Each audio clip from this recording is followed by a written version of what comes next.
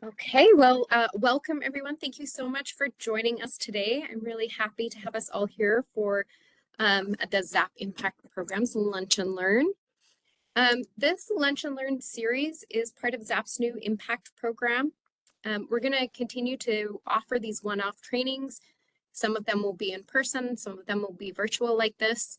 And I am working on developing our next few offerings. So just if you have not signed up for our newsletter yet, or if you don't follow us on our social channels, I would encourage you to do so. That's where we'll post our information as soon as those things get confirmed. Just before we jump into content today and our wonderful speaker, I just want to cover a few things. First, we are recording this meeting. I will post the meeting probably the week of July 8th. So if you have anyone that you would like to share this with, or you want to go back and check anything, just know it will be available to you, but it will take us, over the holiday before we get it posted. Following this meeting, I will send everyone an email. In that email, you'll get a survey, but we will also have links to the reports that are referenced in the presentation today. So just know that you will have some materials sent to you after the meeting. Just a few notes with the meeting as well. If you can please keep yourself on mute, that would be great. We will have time for questions at the end. However, if you do have a question, maybe a clarifying question, or if you're experiencing any technical issues, please go ahead and put that in the chat or do the raise hand function, and I will be watching those. All right, so without further ado, I would like to introduce Valerie Stormont, and she is with Blueprint Public Affairs. She recently led a training for our collaborative program on marketing and communications.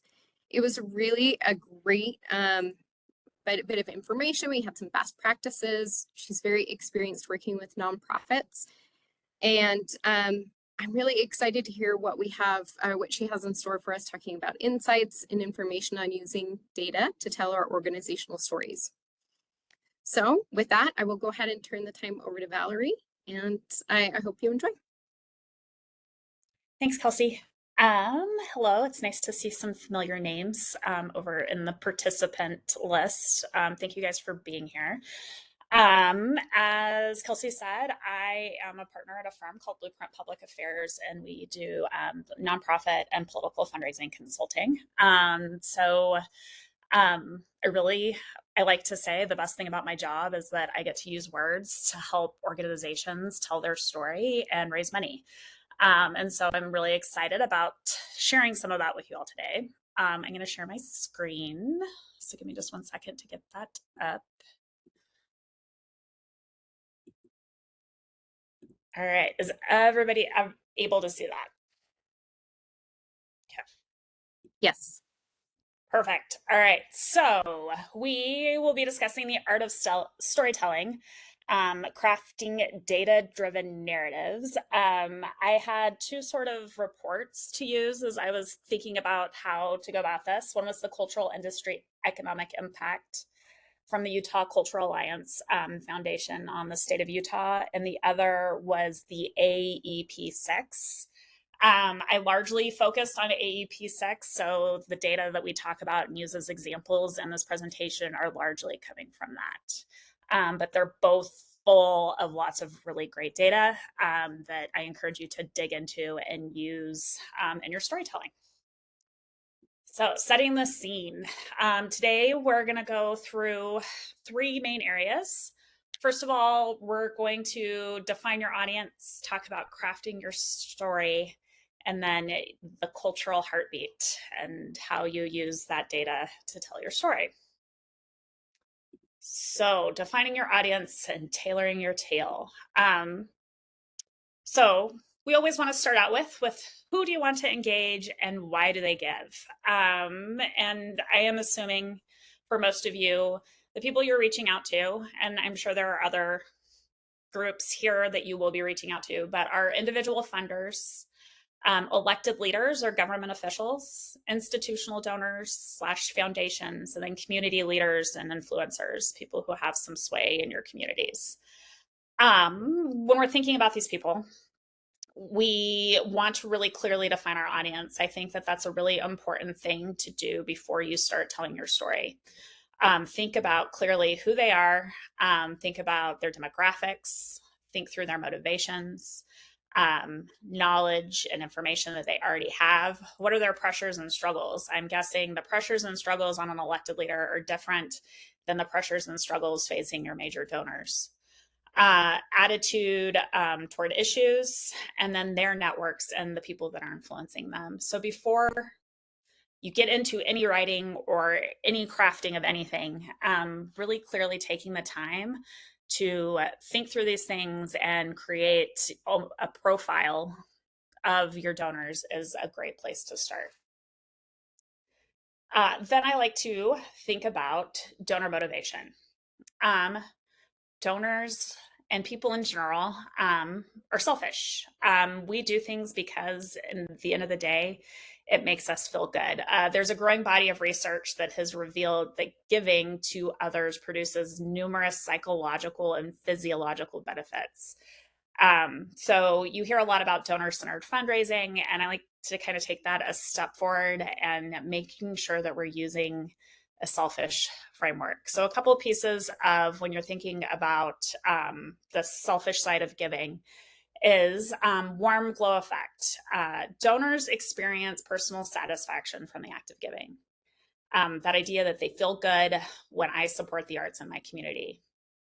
Social validation. Giving can enhance social status and reputation. Being recognized as a patron to the arts is important to me. They give because of a personal connection. It aligns with their personal interest or experiences. I support youth arts programs because music changed my life as a child. Tangible benefits.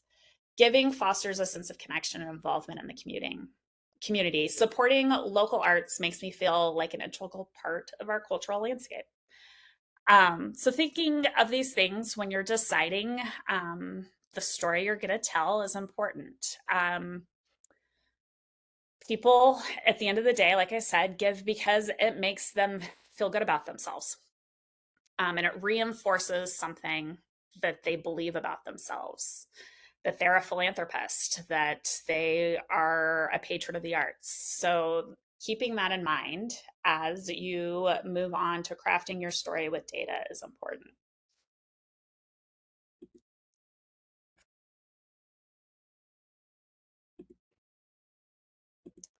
So what makes a good story?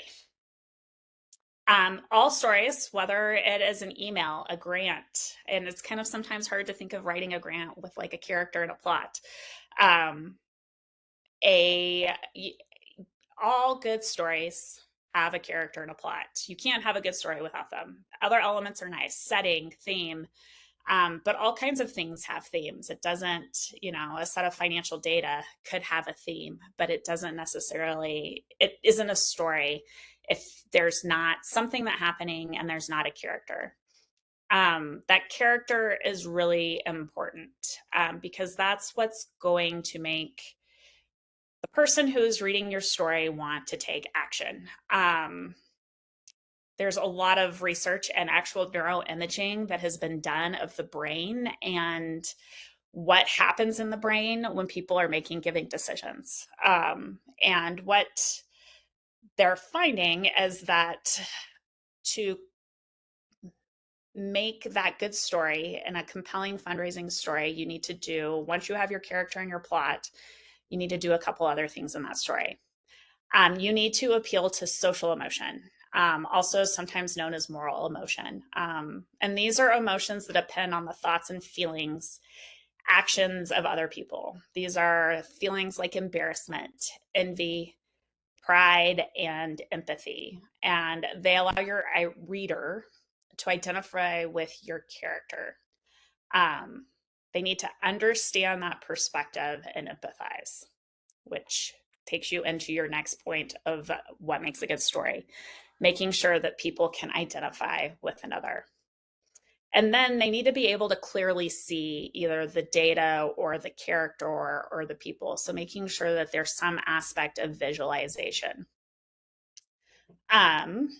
So who is the best character in your story, it is actually most likely the person you are writing the story about, or writing the story to. Sorry. So you're telling the story of your arts organization and why it's important. And you may be talking about an individual who came to your show and had a life-changing experience. What you want to do next is you want to take that idea of the fact that the person you're trying to convince is selfish, in a good way, and use the idea of like me. This person is like you, and make that connection so that you can elicit the social emotion. You make them identify with the other, find that empathy. Then they are able to create that clear picture of who they are, who your character is, and what you want them to do. Hopefully that makes sense. I'm happy if anybody has any questions right now or wants any clarification on that to take a pause, entertain any thoughts. Just give you guys a minute. All right, seeing none, I'll keep moving on. All right, so then now that we have like these elements of a good story, what you want to make sure you're keeping in mind, we're going to go on and talk a little bit more about the art of data storytelling. So we want to combine the heart and mind. We want to blend this emotional narrative with factual evidence, because stories touch hearts, but data convinces minds. Like we said, we want to know our audience. We want to tailor our story and data to your specific stakeholders.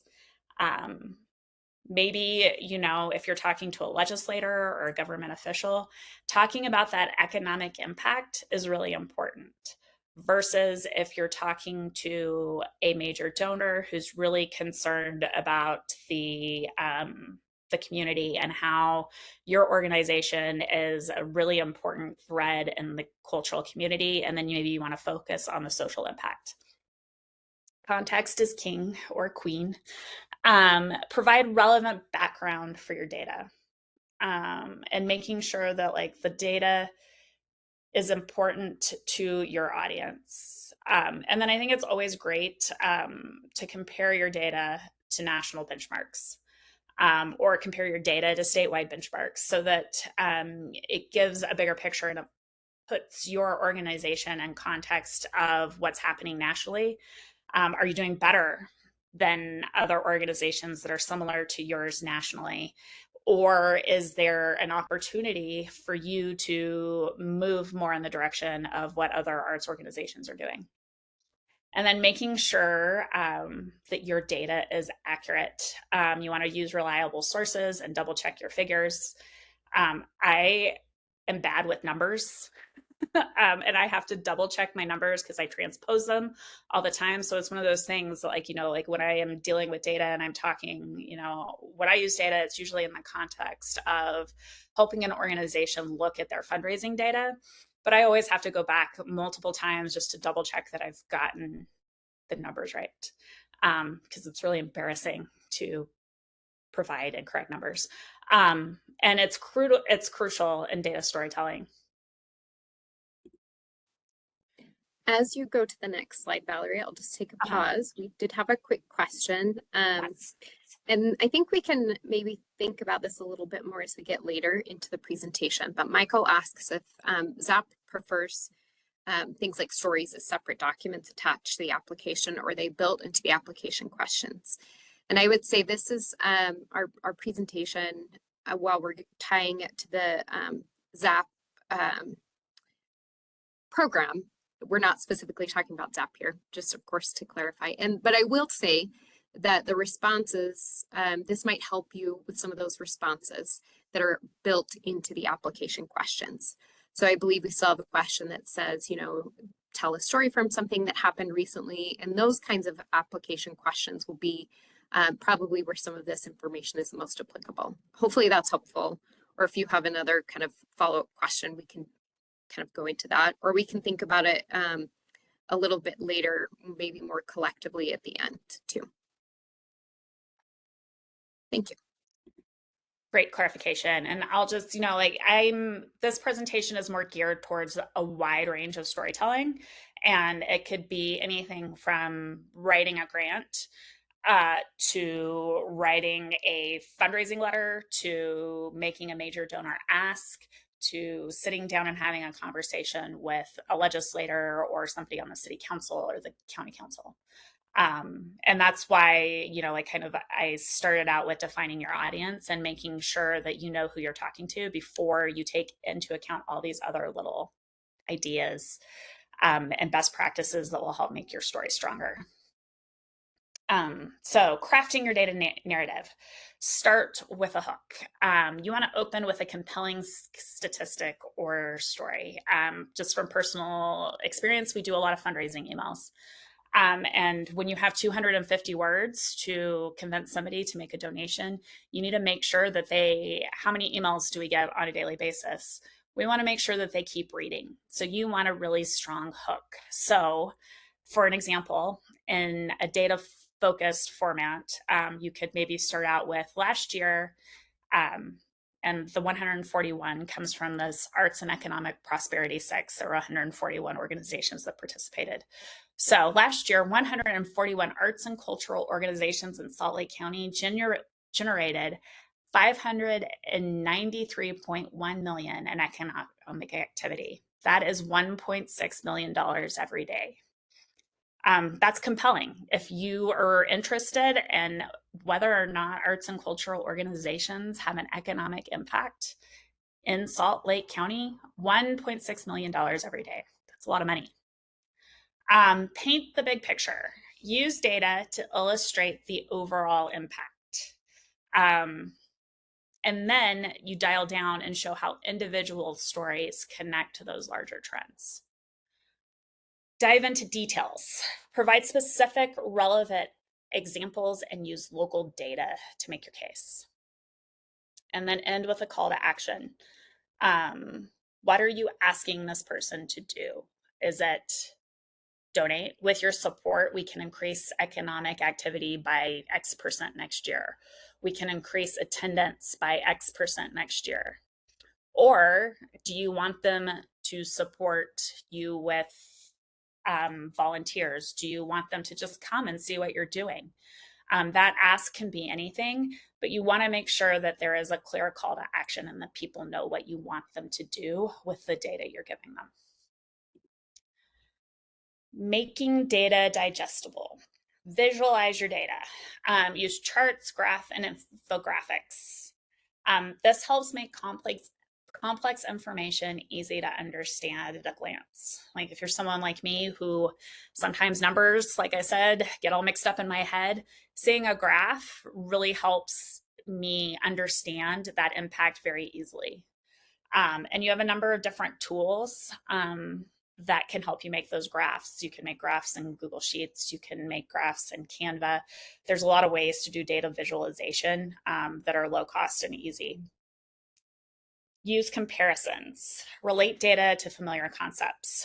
So using some data from the American, the Arts and Economic Prosperity 6, we're going to go back to that 593.1 million in economic activity generated by the nonprofits and arts culture sector in Salt Lake County supports 10,297 jobs. To put this in perspective, that's equivalent to employing the entire workforce of a mid-sized town in Utah. That's also 10,297 families that are supported and impacted by the arts and cultural sector. Strong work, arts and culture. Focus on outcomes. Emphasize the impact, not just the outputs. Don't just count attendees, show how attendance affects the community. And then tell a data-driven story. Weave data points into a coherent narrative and guide your audience through the numbers.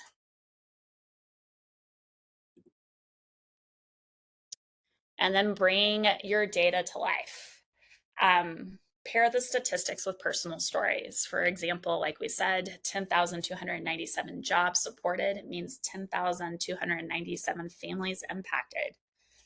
Show trends over time, demonstrate growth or change, and then use data to project future impact.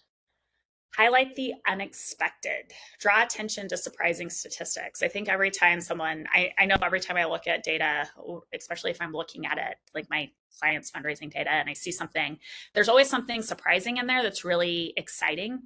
And then you can use that data to challenge assumptions. Maybe people don't think that arts and cultural have an economic impact, right? They think, oh, it's great. It makes our community stronger. But then you can point out the fact that it doesn't just make our community stronger in a cultural context, it also makes our community stronger because it's driving our economy. Connect to the bigger picture. Link your data to broader community goals and show how arts data relates to overall economic and social well-being, which we've already kind of touched on. So before we go on to the next section, I'll pause for a minute, see if there's any clarifying questions or thoughts before I move on.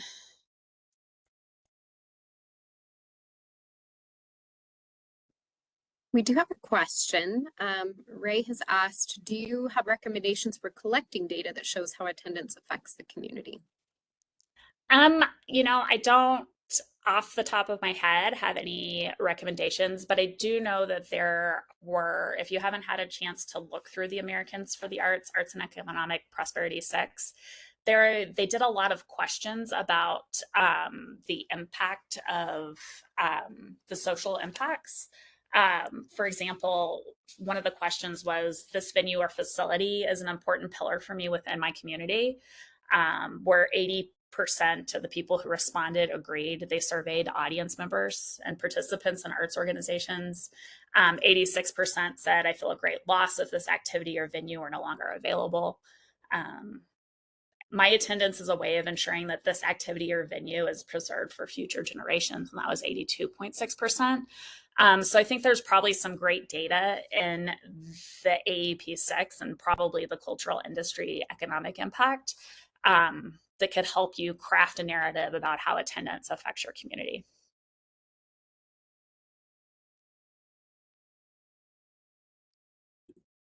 All right. So what we're going to do in this next section is I took some of the data from AAP6 and wrote some data and storytelling narratives to show you how you might put this in practice. These are all hypothetical organizations. So this first one, we're taking the emotional appeal, we're putting it together with some hard data, we're tailoring at the end the message to different stakeholders, and then we're providing context for the numbers and using accurate figures from the AEP6 report. So we clearly state this is based on data from 141 participating arts and cultural organizations in Salt Lake County. Every day in Salt Lake County, 27,460 people experience the magic of arts and culture. That's just not a number. It's 27,460 stories, 27,460 moments of inspiration, 27,460 opportunities to build a stronger community. We got a little rent thing going on there. And while these experiences are priceless, they also have a very real economic value. Each day, arts and culture generates 1.6 million in economic activity in our country. For our legislators, that translates to jobs and tax revenue. For our foundations, it's proof of sustainable impact. For our community members, it's a testament to the vibrant, creative place we call home. This is the dual power of arts and culture, enriching lives while strengthening our economy. And you can find those numbers on page 4 and 14 of that report. And those are the overall numbers divided by 365.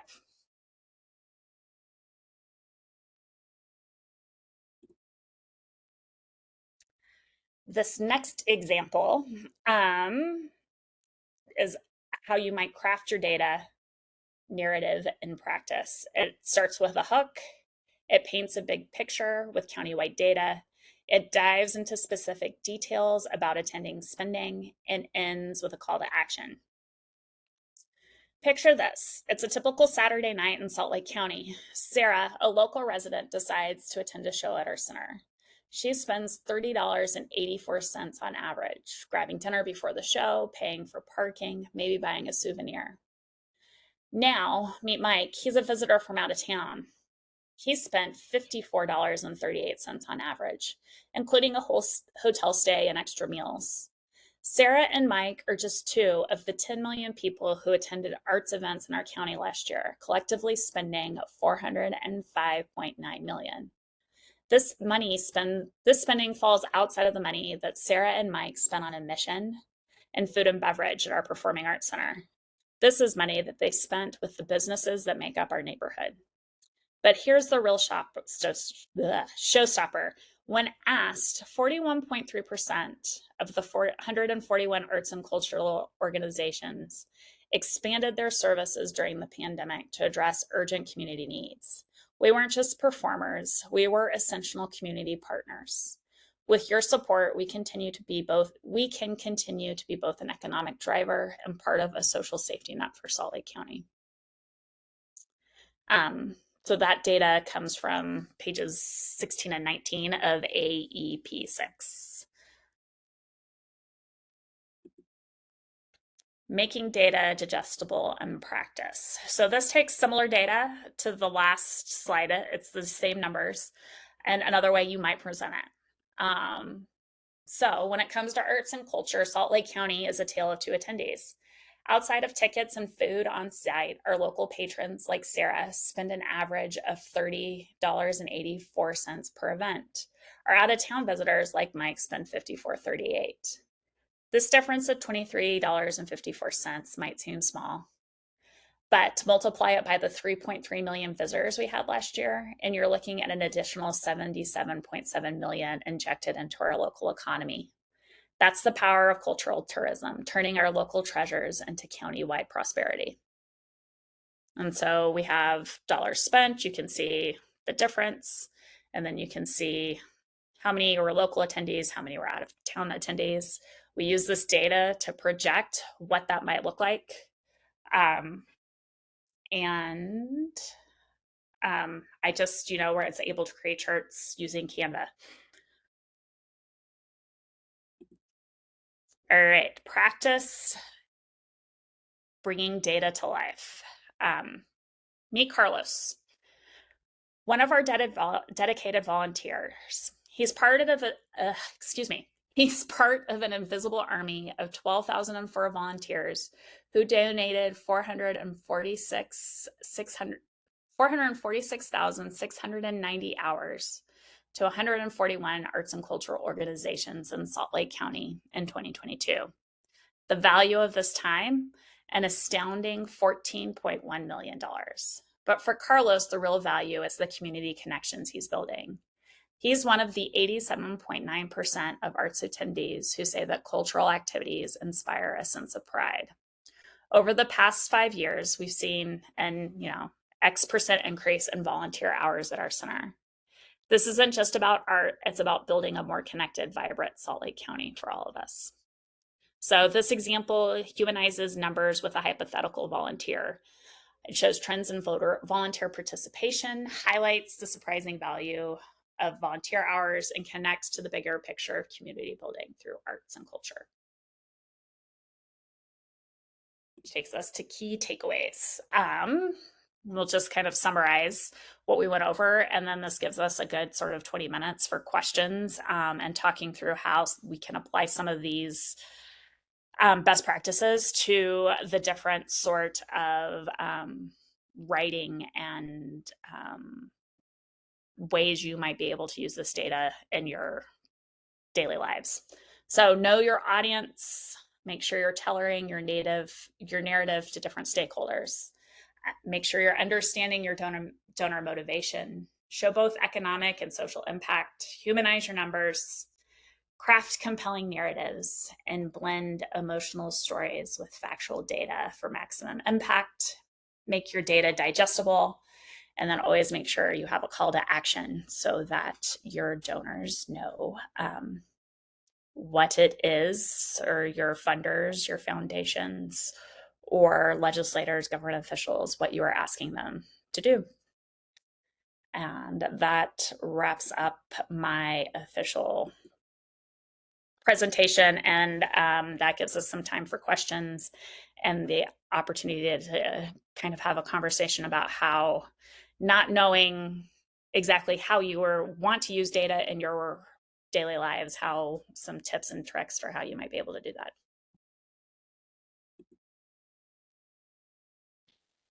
Thank you so much, Valerie. I will say that at this point, if you do have a question, you can just unmute yourself and ask, or you can type it in the chat, whatever you're comfortable with.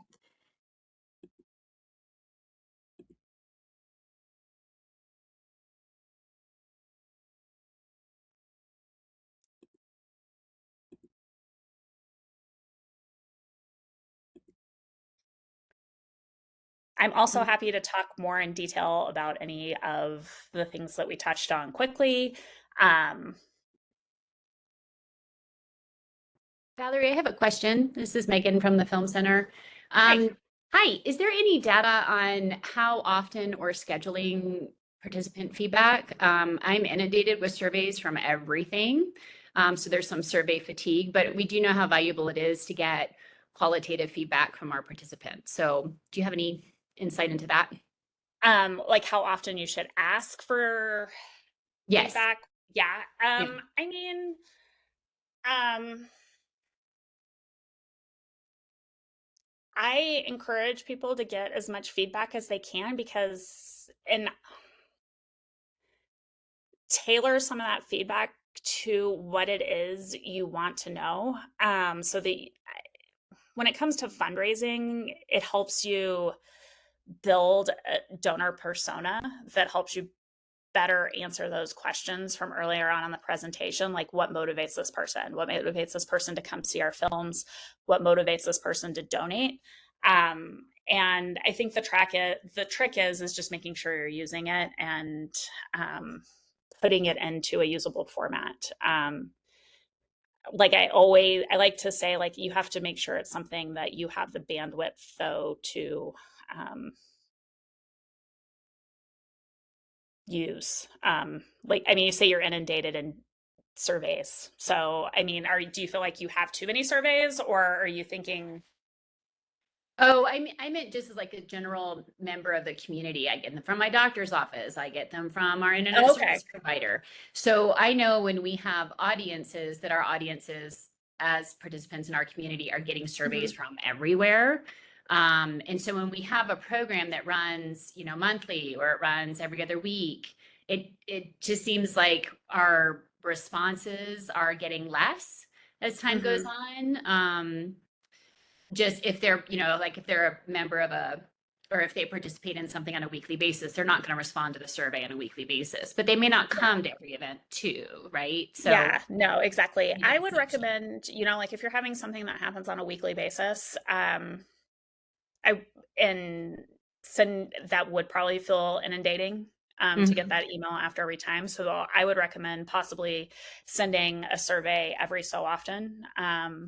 If you've done like a big, like at the end of a film festival, sending the survey at the end of the film festival. I Surveys are just such a great way to learn more about your audiences and what they like, and really helps you to, like I said, tailor your messaging. I think, and it's just, I think in general, people are inundated, like you said, with surveys, with emails. But I think the people who care will respond, especially the people who really got something out of the performances or the film that they saw. And you may get less, you may be getting fewer responses, but I think the data is still good and helping you move forward. Okay, thank you. No problem. I was just going to jump in on that too, in that as long as the surveys are short, I feel like it's still beneficial to get it out as often as possible. Because if you think about it, you're the same person's not going to answer every time. But like you said, Valerie, those that have either a very positive or a very negative experience will definitely respond. And those are the people you want to capture the most. They're probably the outliers, but I do think it's really valuable to always have that opportunity to give feedback, especially if it's a really short survey. It's like those 2 questions, thumbs up, thumbs down. I might also be saying this because you're going to get a survey from me after this. And I just always feel like I will send surveys out after a lot of things, trying to be strategic, but also, you know, at any time, even if I get 2 responses, I still find that valuable. But it is also a lot of work to process that information. So if you don't have the capacity, being more selective about when you send those out, I think is important to assess. And I think also looking at possibly if you have the ability to invest, if you're going to be sending a lot of tool surveys out, looking at investing in a tool that helps you to analyze those results is something worth considering so that you're not having to create some of that work on the back end. Any other questions or things you guys would like to discuss further?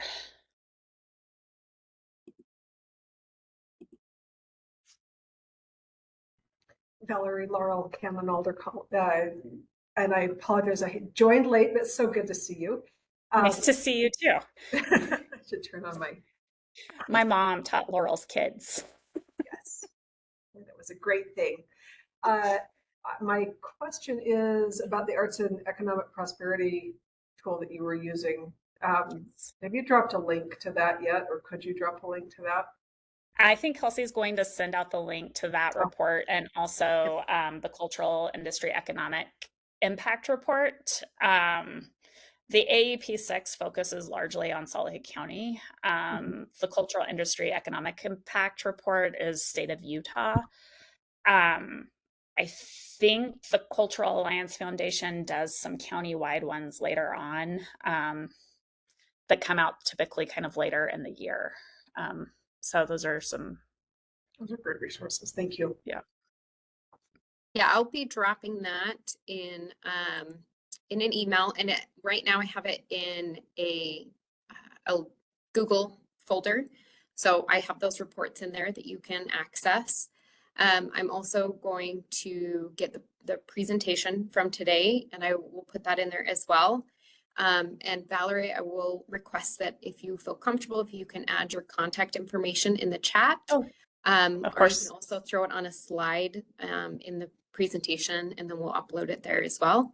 So if people maybe don't have a question right now, but kind of formulate a question after looking at some of this data, and then you can reach back out and maybe ask some additional questions. Yep, of course. And then I think something that else that, like we talked about benchmarking, the AEP 6 is done nationally as well. So within that report, there's a lot of information on what's happening in the arts and culture industry nationwide. So that does give you some of those benchmarking data points in a really easy format. Valerie, I'll ask one more question. Sorry. And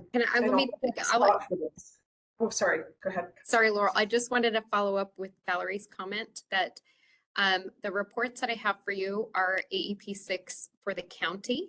And I see that Susan is on here, so I might ask if Susan will send us the AEP 6 report for the city, Salt Lake City. So if you do programming or are based in Salt Lake City, we also have the AEP 6 report that's specifically for the city. So we can have that there as well, or it might be on their website as something that if you want to have that more dialed down data, you can get that as well. Sorry, go ahead, Laurel.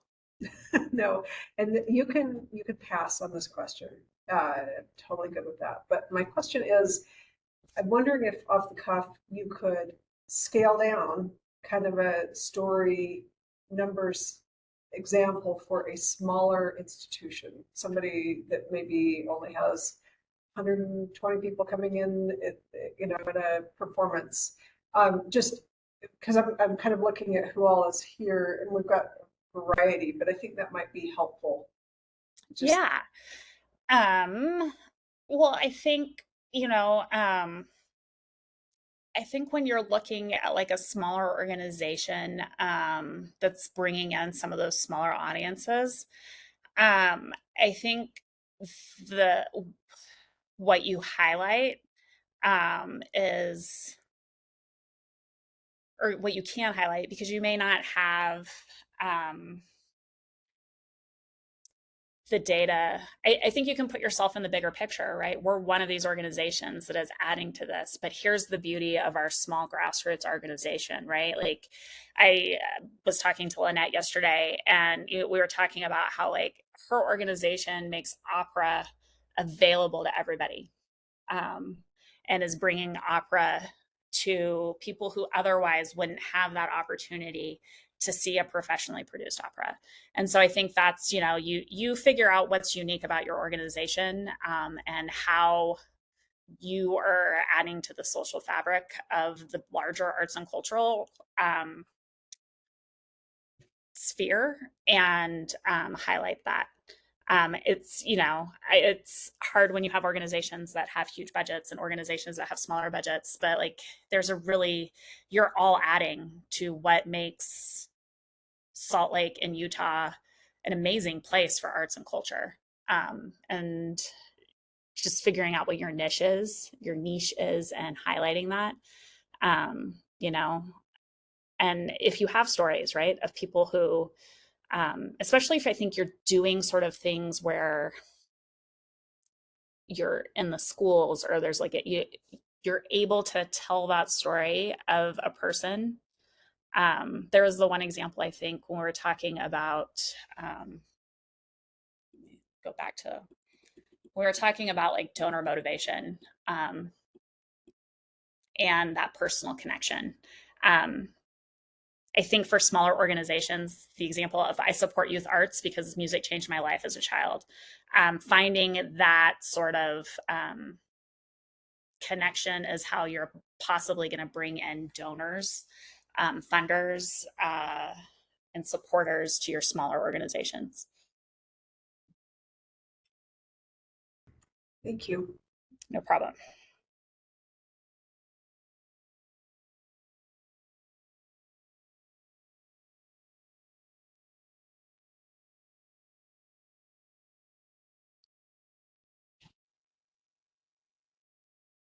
Anything else?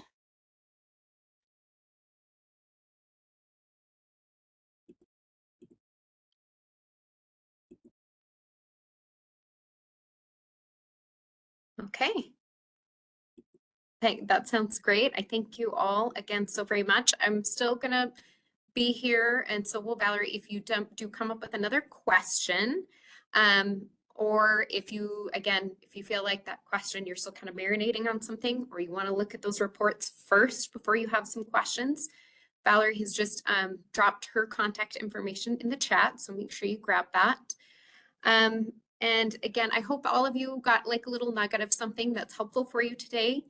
And we will continue to do these lunch and learns, like I said, and I am also open. I'll put my contact information in here as well. If you have something that you would like to learn in this bite-sized world of little piece of information, maybe you can take it and apply it. Always feel free to reach out to me with a suggestion or an idea. And so, as I said, I'll send you that email. You'll get the links, some additional information. But really, I'd just like to say thank you again for being here today. I hope you all stay cool in these hot summer days. Yeah, and then look out for that video if you want to share it. Thank you so much.